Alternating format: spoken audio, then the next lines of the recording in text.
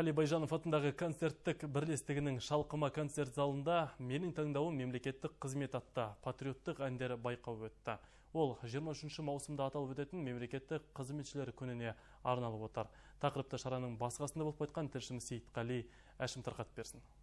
Патриоттық әндер байқауында отан ана, алтын бесік, рахмет саған туған ел, туған жер, сарыарқа, қазақ елі, Қазақстанның екінші әнұранына айналған атамекен және басқа да әндер шырқалды.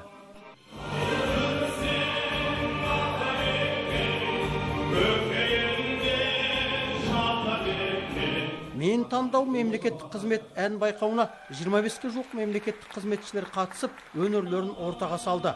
Арасында аудан қала әкімдіктерінің, сонымен қатар орталық мемлекеттік органдардың аумақтық бөлімшелерінің қызметшілері де бар. Олар патриоттық әндер шырқап, көрермен қауымның көзайымына айналды. Конкурсты өткізудегі ол мемлекеттік қызметтің жалпы имиджін көтеру және де патриотизмді дәріптеу болып табылады. Мемлекеттік қызметшілер арасынан 24 қызметші ниет білдірді осы конкурсқа қатысу үшін. Осы конкурстың қорытындысы бойынша ең үздік деген, жақсы өлең айтқан деген мемлекеттік қызметшілерді соңында таңдайтын боламыз. Әкім бола жүріп, өнерді жанына серік еткен азаматтың бірі Болат Жабдыков. Ол Қарқаралы ауданына қарасты Бақты ауылдық округінің әкімі. Болат Сағынбайұлының репертуарында халқымыздың дәстүрлі әндерімен бірге патриоттық әндер де бар. Ол әкімдіктегі бас маман Аққали Жүнісбекұлымен қосылып, ауылым әнін тамылжыта шырқады. Өзі байқау деген жерден, туған елден басталмай ма? Міне туған еліңді, туған жеріңді сүйсең, онан кейін отаныңды сүю, ол нағыз патриот болып саналады.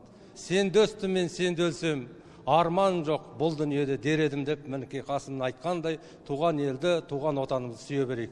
Қасиетті Қарқаралы жерінен небір дүлдүлдер мен бұлбұлдар, ақындар мен жыршылар шыққаны мәлім. Ақиқ ақын Мәди мен Дауылпаз Қасымның, ән патшасы Жүсіпбектің біздің елдің киелі топырағынан екенін мақтан етеміз дейді сегіз қырлы бір сырлы Аққали Сейітқазин.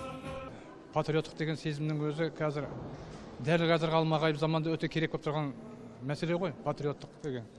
Сондықтан осы жастардың сезімінде осы патриоттық рухты ояту мақсатында өзіміздің білген өнерімізді кейінгі ұрпаққа жеткізу мақсатында көрермендер жылы қабылдайды деп сенеміз.